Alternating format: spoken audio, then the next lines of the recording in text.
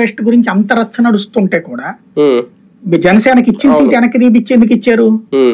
అక్కడ సుజనా చౌదరికి అకామిడేట్ చేయడం కాదు, తన మనుషుల్ని నేను చూసుకుంటాను ఎక్కడున్నా సరే అన్నటువంటి చూపించడం.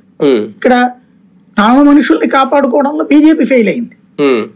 చంద్రబాబు ఆశీస్సులు ఉన్నటువంటి వాళ్ళకే లైఫ్ ఉంటుందని చంద్రబాబు నిరూపించాడు. అక్కడ ఏ పార్టీలో ఉన్నా సరే జనసేనలోకైనా అంజుబాబుని పంపించి సీటు సంపాదించుకోగలడు, నాదెళ్ల మనోహర్ని జనసేనలోకి పంపించి సీటు సంపాదించుకోగలడు. అట్లాగంటే ఏ పార్టీలోనో నా మనుషులు నాతో మామూలుగా బాగుంటే నేను సీట్ తెప్పిస్తాను. ఇదే కోణం జనసేన విషయంలో ఆలోచిస్తే వెస్ట్ విషయంలో సాక్రిఫైస్ చేసింది అనుకోవాలా, అక్కడ కూడా ఆయన తనను నమ్ముకున్న వాళ్ళకి సీట్ ఇవ్వడం వల్ల ఆయన ఫెయిల్ అయ్యారు అనుకోవాలి. ఇద్దరు కూడా భారతీయ జనతా పార్టీ జనసేన ఇద్దరు కూడా తమని నమ్ముకున్న వాళ్ళని పక్కన పెట్టి చంద్రబాబుని నమ్ముకున్న వాళ్ళకి సీట్లు ఇచ్చారు.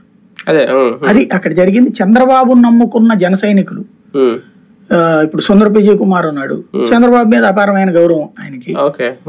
అట్లాగే ఇప్పుడు అంజుబాబు చంద్రబాబు మీద అపారం, నాదెళ్ల మనోహర్కి వేరే గౌరవం.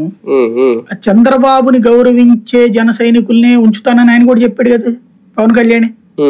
చంద్రబాబుని ద్వేషించే వాళ్ళని పక్కన పెడతానని చెప్పాడు కదా. ఇవాళ సీట్లు సంపాదించిన ప్రతి ఒక్కళ్ళు చంద్రబాబు ప్రేమికులే. చంద్రబాబుని వ్యతిరేకించేటటువంటి జనసేనలో ఎవరికి వచ్చింది సీటు?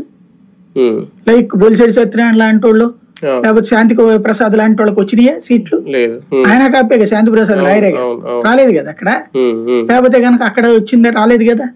ఇప్పుడు సోమవీర్రాజుకి రాలేదు, లేకపోతే రామ్ కుమార్ కి రాలేదు, లేకపోతే గనక రవికిరణ్ కి రాలేదు, వాళ్ళు కాపులే కదా. మరి ఎవరికి రాలేదు అక్కడ?